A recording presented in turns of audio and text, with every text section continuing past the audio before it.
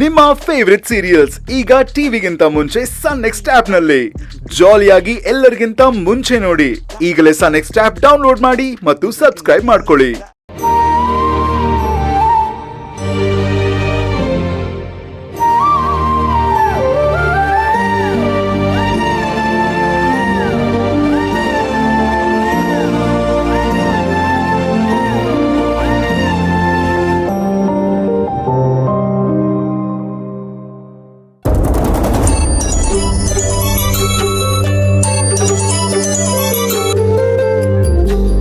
ಹೇಗಿದ್ಯಾ ಮಯೂರಿ? ಇದೀನಿ ಅಕ್ಕ. ಯಾರಾದ್ರೂ ಹೇಗಿದ್ಯಾ ಅಂತ ಕೇಳ್ದಾಗ ಚೆನ್ನಾಗಿದ್ದೀನಿ ಅಂತ ಹೇಳ್ಬೇಕು ಅಂತ ಹೇಳಿದ್ಮೇಲೂ ಹೀಗೆಲ್ಲ ಮಾತಾಡ್ತಿದ್ಯಲ್ಲ ಮಯೂರಿ. ಚೆನ್ನಾಗಿದ್ದೀನಿ ಅಕ್ಕ. ಇದು ಮಯೂರಿ ಅಂದ್ರೆ. ನೀನ್ ಕಿಡ್ನಾಪ್ ಆದೆ ಅಂತ ಗೊತ್ತಾದಾಗ ನನಗೆ ಎಷ್ಟು ಭಯ ಆಗಿತ್ತು ಗೊತ್ತಾ? ಅದ್ರಲ್ಲೂ ನೀನ್ ಹುಡುಕ್ದಾಗ ಸಿಗ್ಲಿಲ್ಲ ಅಂತ ಗೊತ್ತಾದಾಗ ಇನ್ನ ಭಯ ಆಗಿತ್ತು. ದೇವ್ರ ದಯದಿಂದ ನಿನ್ ಮನೆಗ್ ಬಂದಿದ್ಯಲ್ಲ, ತುಂಬಾನೇ ಸಂತೋಷ ಆಯ್ತು. ನಿನ್ನ ನೋಡೋದಕ್ ಬರೋಣ ಅಂದ್ರೆ ಈ ಕೆಲ್ಸದ ಮಧ್ಯದಲ್ಲಿ ಆಗ್ಲೇ ಇಲ್ಲ. ಈಗ ಹುಷಾರಾಗಿದ್ಯಾ ತಾನೆ? ಹ್ಞೂ ಅಕ್ಕ, ಹುಷಾರಾಗಿದ್ದೀನಿ. ಮತ್ತೆ ಇನ್ನೇನ್ ವಿಷಯ?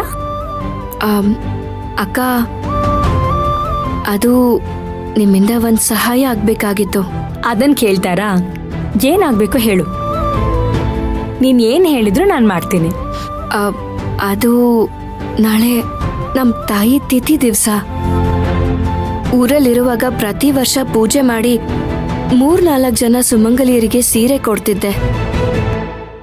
ಹಾಗ್ ಮಾಡೋದ್ರಿಂದ ನಮ್ಮಮ್ಮಂಗೆ ಖುಷಿಯಾಗಿ ಆಶೀರ್ವಾದ ಮಾಡ್ತಾರೆ ಅನ್ನೋ ನಂಬಿಕೆ. ಆದ್ರೆ ಈ ವರ್ಷ ನಾನು ಇಲ್ಲಿದ್ದೀನಿ. ಇಲ್ಲಿನ ಪರಿಸ್ಥಿತಿನೂ ಸರಿಯಾಗಿಲ್ಲ. ಅದಕ್ಕೆ ನಿಮ್ಮನೇಲಿ ಪೂಜೆ ಮಾಡ್ಬೋದಾ ಅಂತ ಕೇಳೋದಕ್ ಫೋನ್ ಮಾಡ್ದೆ ಅಕ್ಕ. ಇದ್ರಲ್ಲಿ ಕೇಳೋ ಅಂತದ್ ಏನಿದೆ ಮಯೂರಿ? ನಿನ್ ತಾಯಿ ನನ್ ತಾಯಿ ಇದ್ದಾಗೆ ಅಲ್ವಾ? ನೀನ್ ಧಾರಾಳವಾಗಿ ಪೂಜೆ ಮಾಡು. ಸರಿ ಅಕ್ಕ, ಥ್ಯಾಂಕ್ಸ್. ಇದಕ್ಕೆಲ್ಲ ಥ್ಯಾಂಕ್ಸ್ ಹೇಳ್ಬೇಕಾ? ನೀನ್ ನನ್ನ ಅಕ್ಕ ಅಂತ ಕರೆದ್ಮೇಲೆ ಇದು ನಿನ್ ಮನೆನೆ ನೋಡು. ಪೂಜೆಗೆ ಏನೇನ್ ಬೇಕು ಹೇಳು, ನಾನ್ ಇವ್ರಿಗೆ ಹೇಳಿ ತರಿಸ್ತೇನೆ. ಅಕ್ಕ, ಅದೆಲ್ಲ ಏನು ಬೇಡ. ಪೂಜೆಗೆ ಏನೇನ್ ಬೇಕೋ ಎಲ್ಲ ನಾನೇ ತಗೊಂಬರ್ತೀನಿ.